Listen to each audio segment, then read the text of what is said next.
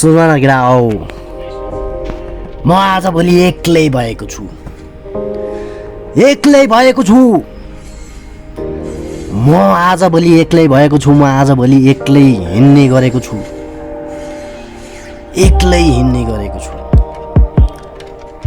साथीभाइ इष्टमित्र कता छन् कता मलाई थाहा छैन खै किन हो म एक्लै हिँडिरहेको छु यो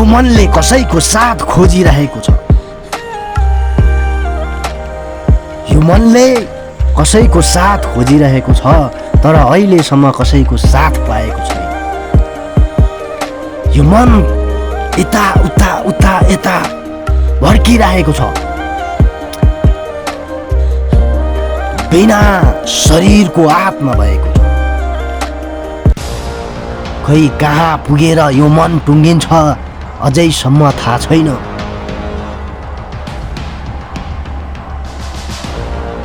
किन यस्तो भइरहेको छ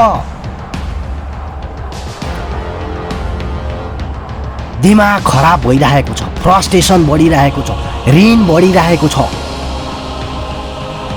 जिम्मेवारी त्यस्तै बढिरहेको छ